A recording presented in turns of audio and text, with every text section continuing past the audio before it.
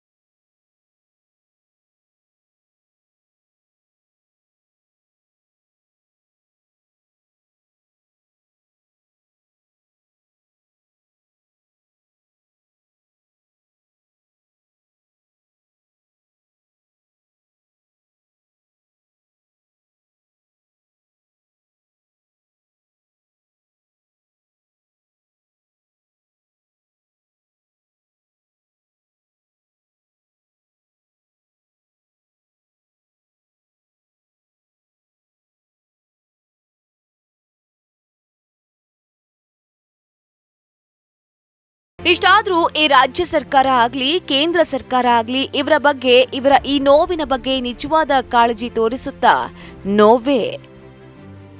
S, ನಮ್ಮ ಗ್ರಹಚಾರವೋ ಇಲ್ಲ ನಮ್ಮ ಅದೃಷ್ಟವೋ ಈ ಬಾರಿ ಎರಡೂ ಕಡೆ ಅಂದ್ರೆ ರಾಜ್ಯ ಮತ್ತು ಕೇಂದ್ರದಲ್ಲಿ ಒಂದೇ ಸರ್ಕಾರ ಇದೆ. ಅಂದ್ರೆ ರಾಜ್ಯದಲ್ಲಿ ಬಿಎಸ್ವೈ ನೇತೃತ್ವದ ಬಿಜೆಪಿ ಸರ್ಕಾರ ಅಧಿಕಾರದಲ್ಲಿದ್ರೆ ಅದೇ ದೇಶದಲ್ಲಿ ಮೋದಿಯ ಸರ್ಕಾರ ಅಧಿಕಾರದಲ್ಲಿದೆ. ಇಂತಹ ಸಂದರ್ಭದಲ್ಲಿ ಅಭಿವೃದ್ಧಿ ಉತ್ತಮವಾಗಿ ನಡೆಯುತ್ತೆ, ಎರಡೂ ಕಡೆ ಒಳ್ಳೆಯ ಸಂಬಂಧ ಇರುತ್ತೆ ಅನ್ನೋದು ಸಾಮಾನ್ಯ ಕಲ್ಪನೆ. ಆದ್ರೆ ಈಗ ಆಗ್ತಿರೋದೇ ಬೇರೆ, ಇಲ್ಲಿ ನಡೀತಿರೋದೇ ಬೇರೆ ಅಂತ ಹೇಳೋಕೆ ನಾಚಿಕೆಯಾಗುತ್ತೆ.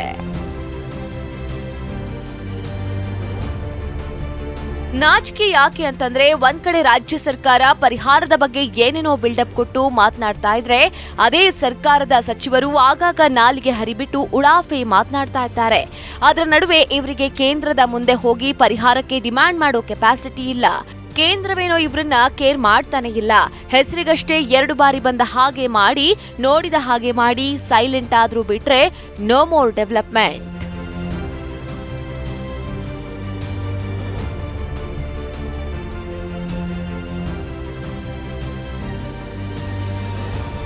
ಇನ್ನು ಇವರ ಲೆಕ್ಕಾಚಾರದ ವಿಷಯಕ್ಕೆ ಬಂದ್ರೆ ಅದನ್ನ ಯಾಕೆ ಹೇಳ್ತೀರಾ?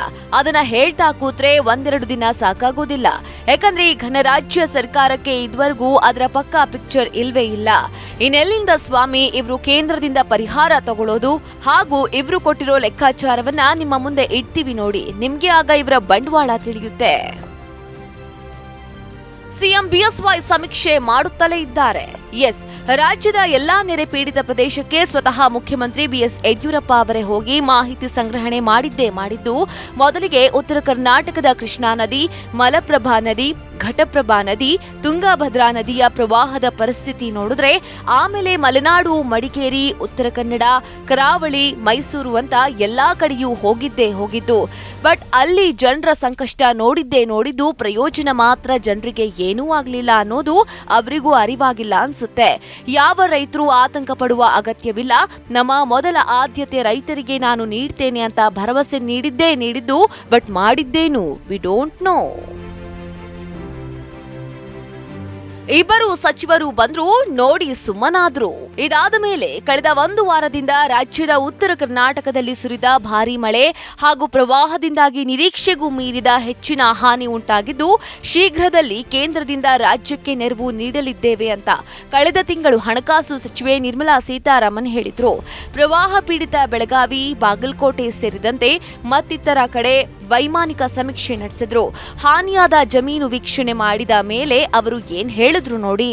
I understand here when I went to the camps that an amount of 3,800 rupees is being given for every member who has come into, every household which has come into the camp for buying clothes and buying the kitchen vessels and other things which they may require for basic living.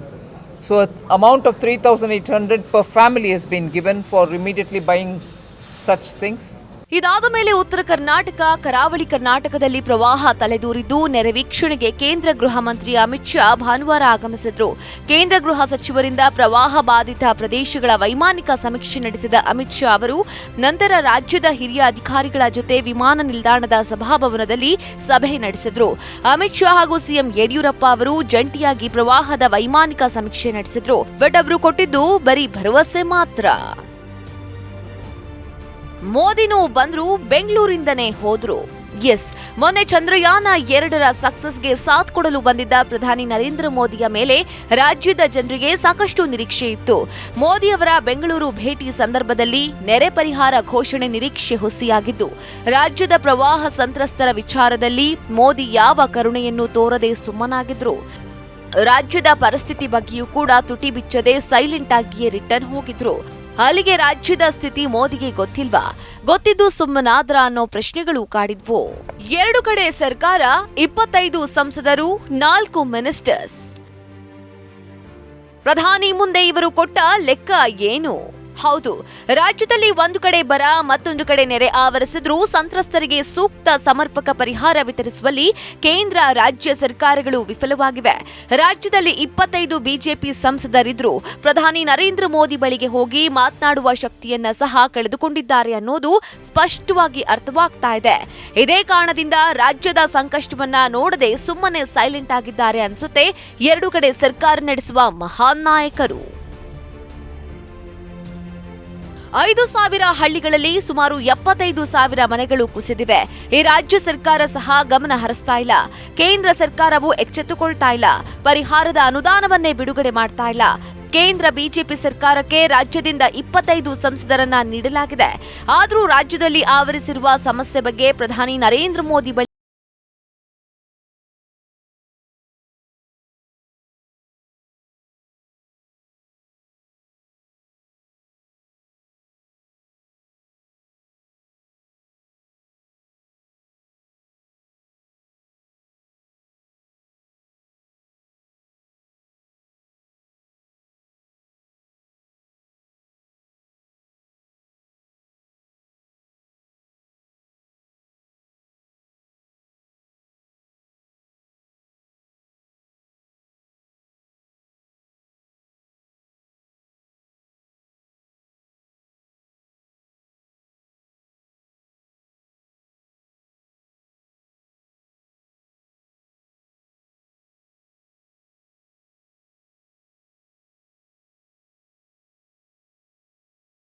ಗಳ ವಿವರ 21,818 kilometre. ಹಾನಿಯಾಗಿರುವ ರಾಜ್ಯ ಹೆದ್ದಾರಿ 4,119 kilometre. ಹಾನಿಯಾಗಿರುವ ಗ್ರಾಮೀಣ ರಸ್ತೆ 14,921 kilometre. ಹಾನಿಯಾಗಿರುವ ನಗರ ರಸ್ತೆ 2778 ಕಿಲೋಮೀಟರ್, ಹಾನಿಯಾಗಿರುವ ಸೇತುವೆಗಳು 2193, ಹಾನಿಯಾಗಿರುವ ಸರ್ಕಾರಿ ಕಟ್ಟಡಗಳು 10,988, 26 ಕಾಳಜಿ ಕೇಂದ್ರದಲ್ಲಿರೋ ಸಂತ್ರಸ್ತರು 5,153. ಇವಿಷ್ಟು ಸರ್ಕಾರ ನಿನ್ನೆ ಒದಗಿಸಿರುವ ಮಾಹಿತಿಯಾಗಿರೋದ್ರಿಂದ ಇಲ್ಲಿ ನೀವೇ ನೋಡಿ ರಾಜ್ಯ ಸರ್ಕಾರ ಕೇಂದ್ರದಿಂದ ಕೇಳಿರುವ ಪರಿಹಾರದ ಮೊತ್ತ ಎಷ್ಟಿದೆ ಅಂತ. ಅಲ್ಲ, ಇವರು ಇಷ್ಟು ಧೈರ್ಯದಲ್ಲಿ ಕೇಂದ್ರದಿಂದ ಕೇಳಿರುವ ಇಷ್ಟು ಪರಿಹಾರದಿಂದ ಆಗಿರೋ 38,451.11 ಕೋಟಿ ಹಾನಿಗೆ ಅರೆಕಾಸಿನ ಮಜ್ಜಿಗೆ ಆದಂತೆ ಆಗುವುದಿಲ್ವಾ ಅನ್ನೋದು ಎಲ್ಲರ ಪ್ರಶ್ನೆ. ರಾಜ್ಯದಿಂದ 914 ಕೋಟಿ ಅನುದಾನ ಬಿಡುಗಡೆ. ಹೌದು, ಪ್ರವಾಹ ಪೀಡಿತ ಜಿಲ್ಲೆಗಳಿಗೆ 414 ಕೋಟಿ ರೂಪಾಯಿ ಅನುದಾನವನ್ನ ರಾಜ್ಯ ಸರ್ಕಾರ ಬಿಡುಗಡೆ ಮಾಡಿದೆ. ಜೊತೆಗೆ ಲೋಕೋಪಯೋಗಿ ಇಲಾಖೆಯಿಂದ ದುರಸ್ತಿ ಕಾರ್ಯಗಳಿಗೆ 500 ಕೋಟಿ ಅನುದಾನ ಬಿಡುಗಡೆಯಾದರೆ ಒಟ್ಟು 914 ಕೋಟಿ ರೂಪಾಯಿ ಅನುದಾನ ಬಿಡುಗಡೆ ಮಾಡಲಾಗಿದೆಯಂತೆ. ಎಸ್ಡಿಆರ್ಎಫ್ ಯೋಜನೆಯಲ್ಲಿ ಸಂತ್ರಸ್ತರಿಗೆ ಬಟ್ಟೆ, ಪಾತ್ರೆ ಖರೀದಿ 3,800 ರೂಪಾಯಿ ಪ್ಲಸ್ ರಾಜ್ಯ ಸರ್ಕಾರದ ವಿಧಿಯಿಂದ 6,200, ಒಟ್ಟು 10,000 ರೂಪಾಯಿ ಕೊಡಲಾಗ್ತಾ ಇದೆ. ಇನ್ನು ಭಾಗಶಃ ಹಾನಿಗೊಂಡ ಮನೆಗಳಿಗೆ 25,000, ತೀವ್ರ ಹಾನಿಯಾದ ಮನೆಗಳಿಗೆ 1 ಲಕ್ಷ ರೂಪಾಯಿ, ಪೂರ್ಣ ನಾಶ ಆಗಿರೋ ಮನೆಗಳಿಗೆ ಹೊಸದಾಗಿ ಮನೆ ಕಟ್ಟಲು 5 ಲಕ್ಷ ಪರಿಹಾರ ನೀಡಲಾಗ್ತಿದೆ. ಈಗ ಆರ್ಥಿಕ ಸಂಕಷ್ಟದಲ್ಲಿ ರಾಜ್ಯ ಸರ್ಕಾರ. ಕೇಂದ್ರದ ಪರಿಹಾರ ಬರೆದಿದ್ರೆ ಮತ್ತಷ್ಟು ಸಮಸ್ಯೆ. ಮೈತ್ರಿ ಸರ್ಕಾರ ಹಾಗೂ ನೂತನವಾಗಿ ಅಧಿಕಾರದ ಚುಕ್ಕಾಣಿ ಹಿಡಿದಿರುವ ಬಿಜೆಪಿ ಸರ್ಕಾರ ಕಳೆದ 1.5 ವರ್ಷಗಳಿಂದ 10 ಹೊಸ ಯೋಜನೆಗಳಿಗೆ ಚಾಲನೆ ನೀಡಿತ್ತು. ಆದರೆ ಇದೀಗ ರಾಜ್ಯ ಸರ್ಕಾರ ಆರ್ಥಿಕ ಸಂಕಷ್ಟಕ್ಕೆ ಒಳಗಾಗಿದ್ದು ಬಹುತೇಕ ಎಲ್ಲಾ ಹೊಸ ಯೋಜನೆಗಳಿಗೆ ಅನುದಾನವನ್ನ ಸ್ಥಗಿತಗೊಳಿಸಲಾಗ್ತಾ ಇದೆ. ಅಲ್ಲದೆ ಯೋಜನೆಗಳಿಗೆ ಸಂಬಂಧಿಸಿದ ಕಡತಗಳಿಗೆ ಹಿಂಬರಹ ಬರೆದು ಅಧಿಕೃತ ಸೂಚನೆ ನೀಡ್ತಾ ಇರುವ ಹಣಕಾಸು ಇಲಾಖೆ ಕಾಮಗಾರಿಗಳನ್ನು ಸ್ಥಗಿತಗೊಳಿಸ್ತಾ ಇದೆ. ಅಲ್ಲದೆ ನೆರೆ ಪರಿಹಾರ ಹೊರತುಪಡಿಸಿ ಬೇರೆ ಯಾವುದೇ ಹೊಸ ಕಾಮಗಾರಿಗಳಿಗೆ ಹಣ ಇಲ್ಲ ಎಂದು ಸೂಚಿಸ್ತಾ ಇದೆ. ರಾಜ್ಯ ಸರ್ಕಾರದ ಬಜೆಟ್ ಗಾತ್ರದ ಅರ್ಧದಷ್ಟು ಹಣ ಈ ಬಾರಿ ನೆರೆಗೆ ವಿನಿಯೋಗಿಸಲಾಗಿದೆ. ನೆರೆ ಪರಿಹಾರ ವಿತರಣೆಯಿಂದಲೇ ರಾಜ್ಯ ಬೊಕ್ಕಸ ಖಾಲಿಯಾಗಿದೆ. ಇನ್ನು ಸಂತ್ರಸ್ತರಿಗೆ ಪುನರ್ವಸತಿ ಕೆಲಸಗಳು ಬೇರೆ ಆಗಬೇಕಿದೆ.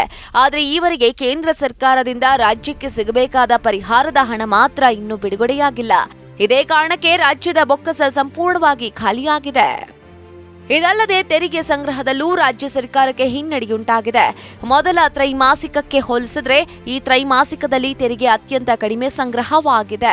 ಇದೇ ಕಾರಣಕ್ಕೆ ರಾಜ್ಯ ಸರ್ಕಾರ ಆರ್ಥಿಕ ಸಂಕಷ್ಟಕ್ಕೆ ಒಳಗಾಗಿದ್ದು ಕೇಂದ್ರದಿಂದ ಶೀಘ್ರದಲ್ಲಿ ನೆರೆ ಪರಿಹಾರದ ಹಣ ಬಿಡುಗಡೆಯಾಗದೇ ಇದ್ರೆ ಪರಿಸ್ಥಿತಿ ಮತ್ತಷ್ಟು ಹದಗೆಡುವ ಸಾಧ್ಯತೆ ಇದೆ ಅಂತ ಹೇಳಲಾಗ್ತಿದೆ. ಮೋದಿಗೆ ಕರ್ನಾಟಕದ ಮೇಲಿಲ್ಲ ಅಭಿಮಾನ.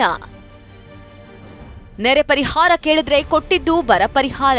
ಹೌದು, ಲಕ್ಷಾಂತರ ಜನರನ್ನ ಅತಂತ್ರರನ್ನಾಗಿಸಿ ರಾಜ್ಯದ ಅರ್ಧಕ್ಕಿಂತ ಹೆಚ್ಚು ಭಾಗವನ್ನ ಮುಳುಗಿಸಿರುವ ಕರ್ನಾಟಕದ ಪ್ರಕೃತಿ ವಿಕೋಪವನ್ನ ರಾಷ್ಟ್ರೀಯ ವಿಪತ್ತೆಂದು ಘೋಷಿಸಬೇಕೆಂಬ ಕೂಗು ಬಲ ಪಡೆದುಕೊಳ್ತಾ ಇದೆ.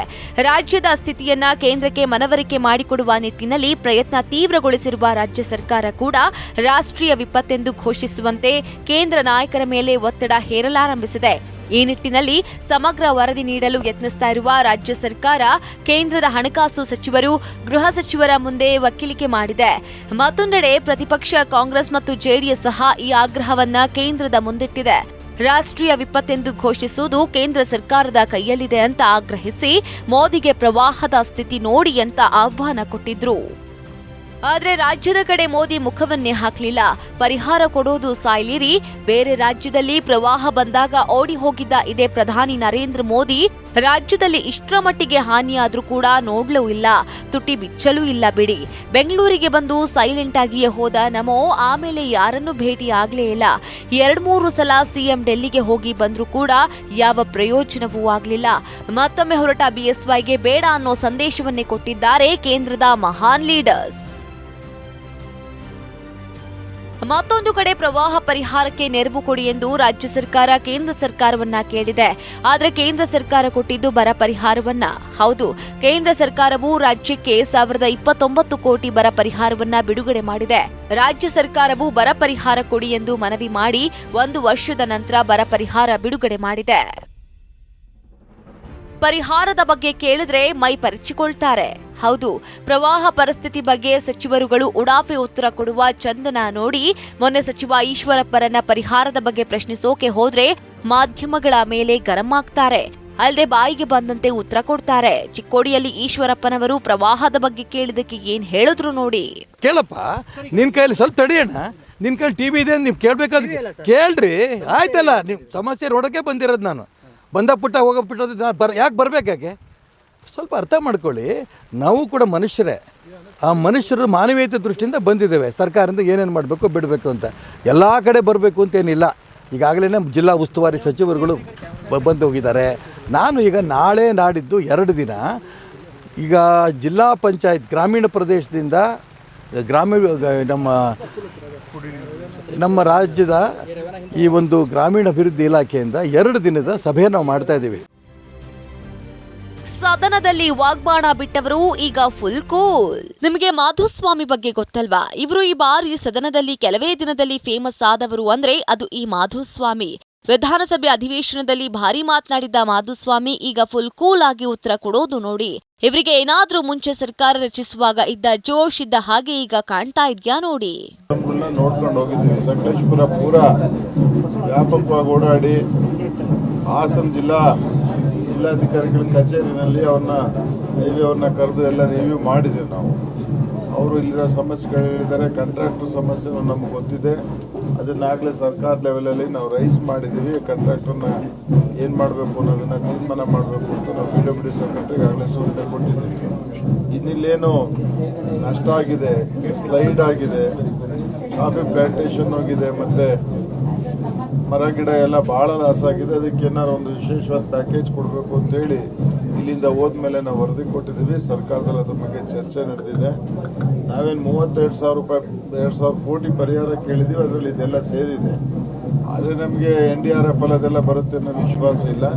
ಹಾಗಾಗಿ ಮತ್ತೆ ನಾವು ಇವತ್ತು ಸನ್ಮಾನ್ಯ ಮುಖ್ಯಮಂತ್ರಿಗಳು ಇವತ್ತು ಪ್ರಧಾನಮಂತ್ರಿಗಳ ಜೊತೆ ಮಾತಾಡ್ತಾರೆ. ಆ ಮಾಹಿತಿ ಎಲ್ಲ ಇಟ್ಕೊಂಡು ಅವ್ರು ಬೆಂಗಳೂರಿದ್ದಾರೆ. ಇವತ್ತು ಈ ಥರ ಕರ್ನಾಟಕಕ್ಕೆ ವಿಶೇಷವಾಗಿ ಒಂದು ಪ್ಯಾಕೇಜ್ ಕೊಡಬೇಕು.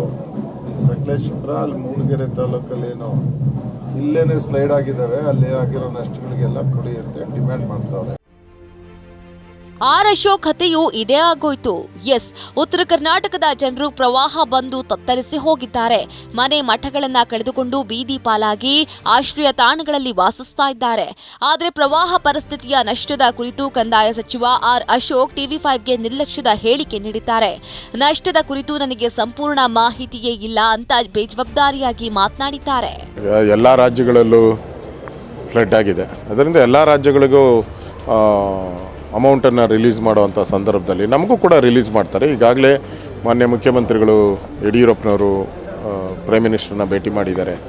ಸೊ ನಮಗೂ ರಿಲೀಸ್ ಆಗ್ತೈತೆ. ನಾವು ಈಗ ಎಸ್ಟಿಮೇಟ್ ಮಾಡಿಕೊಟ್ಟಿದ್ರಿ 38,000 ಕೋಟಿ ಲಾಸ್ ಆಗಿದೆ, ಕೇಂದ್ರ ಸರ್ಕಾರದಿಂದ ಹಣ ಬಿಡುಗಡೆ ಮಾಡಿ ಅನ್ನೋ ಮಾತನ್ನು ಹೇಳಿದಿರಿ. ನಾವು ಕೂಡ ನೆನ್ನೆನೂ ಒಂದು ಕ್ಲಾರಿಫಿಕೇಷನನ್ನು ಕಳಿಸಿದ್ದಾರೆ. ಆ ಕ್ಲಾರಿಫಿಕೇಷನನ್ನು ಇವತ್ತು ಅಥವಾ ನಾಳೆ ಒಳಗಡೆ ಫುಲ್ಫಿಲ್ ಮಾಡಿ ನಾವು ಕಳಿಸ್ಕೊಡ್ತೀರಿ. ಬೇಗ ರಿಲೀಸ್ ಮಾಡ್ತಾರೆ ಅನ್ನೋ ವಿಶ್ವಾಸ ನನಗಿದೆ. TV5 ಕಾಳಜಿಗೆ ಬೆನ್ನು ತಟ್ಟಿದ ದೇವೇಗೌಡರು ಉತ್ತರ ಕರ್ನಾಟಕ ಪ್ರವಾಹ ಸಂತ್ರಸ್ತರಿಗೆ ನ್ಯಾಯ ಕೊಡಿಸ್ತಾ ಇರುವ ನಿಟ್ಟಿನಲ್ಲಿ TV5 ನಡೆಸ್ತಾ ಇರುವ ಅಭಿಯಾನಕ್ಕೆ ಜೆಡಿಎಸ್ ವರಿಷ್ಠ ಮಾಜಿ PM HD ದೇವೇಗೌಡ ಪ್ರಶಂಸೆ ವ್ಯಕ್ತಪಡಿಸಿದ್ದಾರೆ. ಪ್ರವಾಹ ಸಂತ್ರಸ್ತರಿಗೆ ನ್ಯಾಯ ಕೊಡಿಸುವ ನಿಟ್ಟಿನಲ್ಲಿ TV5 ನಡೆಸ್ತಾ ಇರುವ ಅಭಿಯಾನ ಸ್ವಾಗತಾರ್ಹವಾಗಿದ್ದ ಕೇಂದ್ರ ಸರ್ಕಾರದ ಕಣ್ಣು ತೆರೆಸುವ ಕಾರ್ಯ ಮಾಡಿದೆ ಅಂತ ಪ್ರಶಂಸೆ ವ್ಯಕ್ತಪಡಿಸಿದ್ರು. ಮಾಡತಕ್ಕಂಥದ್ದು ಒಳ್ಳೆಯದು ಮಾಡಿ ಅಟ್ಲೀಸ್ಟ್ ಕೇಂದ್ರ ಸರ್ಕಾರದ ಕಣ್ಣು ತೆರೆಸ್ತಕ್ಕಂಥ ಕೆಲಸ ನೀವು ಮಾಡಿದ್ರೆ ಅದಕ್ಕೆ ನಾನು ಮೆಚ್ಕೊಳ್ತೀನಿ, ಜನ ಮೆಚ್ಕೊಳ್ತಾರೆ, ಮಾಡಿ. ರಾಜ್ಯದ ಎಲ್ಲೆಡೆಯೂ TV5 ಅಭಿಯಾನಕ್ಕೆ ಸಾಥ್. ಹೌದು, ರಾಜ್ಯದಲ್ಲಿ ನಿರ್ಮಾಣ ಆದ ಜಲಪ್ರಳಯದ ಸ್ಥಿತಿಗೆ ಇಡೀ ರಾಜ್ಯವೇ ಕಂಗಾಲಾಗಿದ್ರೆ ರಾಜ್ಯ ಸರ್ಕಾರ ಮತ್ತು ಕೇಂದ್ರ ಸರ್ಕಾರ ಮಾತ್ರ ಮೊಸಳೆ ಕಣ್ಣೀರು ಹಾಕ್ತಿರುವುದನ್ನ ವಿರೋಧಿಸಿ TV5 ಮಾಡ್ತಾ ಇರುವ ಅಭಿಯಾನಕ್ಕೆ ರಾಜ್ಯದ ಉದ್ದಗಲದಿಂದ ಉತ್ತಮ ಸ್ಪಂದನೆ ಸಿಕ್ಕಿದೆ. ರಾಜಕಾರಣಿಗಳು, ಜನಸಾಮಾನ್ಯರು ಈ ಬಗ್ಗೆ ಧ್ವನಿ ಎತ್ತುತ್ತಾ ಇದ್ದು, ಇನ್ನಾದರೂ 2 ಸರ್ಕಾರಗಳು ಕಣ್ಣು ಬಿಡಲಿ, ಜನರ ನೋವಿಗೆ ನೊಂದವರ ಪಾಲಿಗೆ ಬೆನ್ನೆಲುಬಾಗಲಿ ಅನ್ನೋದು ನಮ್ಮ ಆಗ್ರಹ. ಅಲ್ಲಿಯವರೆಗೆ ನಾವು ವಿರಮಿಸುವುದಿಲ್ಲ. ಪ್ರವಾಹದ ಪ್ರತಾಪಕ್ಕೆ ಲಕ್ಷಾಂತರ ಜನರ ಬದುಕು ಬೀದಿಗೆ ಬಂದಿದೆ. ಜಲಾಸುರನ ದಾಳಿ ಬಳಿಕ ಸಹಜ ಸ್ಥಿತಿಗೆ ಬರೋದೇ ದೊಡ್ಡ ಸವಾಲಾಗಿದೆ. ಎಷ್ಟಾದ್ರೂ ಕೈಕಟ್ಟಿ ಕೂತಿರುವ ರಾಜ್ಯ ಸರ್ಕಾರ, ಕಂಡ್ರು ಕಣ್ಮುಚ್ಚಿ ನೋಡ್ತಾ ಇರುವ ಕೇಂದ್ರ ಸರ್ಕಾರ ಏನಾದ್ರೂ ಕಣ್ಣು ಬಿಡಲಿ, ಉಡಾಫೆ ಮಾತು ಬಿಟ್ಟು ನೊಂದವರ ಜೊತೆ ನಿಲ್ಲಲಿ ಅಂತ ಆಗ್ರಹಿಸ್ತಾ ಈ ಕಾರ್ಯಕ್ರಮವನ್ನು ಮುಗಿಸ್ತಾ ಇದ್ದೇವೆ. ನಂಬಿಕೆ ಮತ್ತು ವಿಶ್ವಾಸಾರ್ಹ ನ್ಯೂಸ್ಗಾಗಿ ನೋಡ್ತಾ ಇರಿ TV5, ಇದು ವಾಸ್ತವದ ಪ್ರತಿರೂಪ.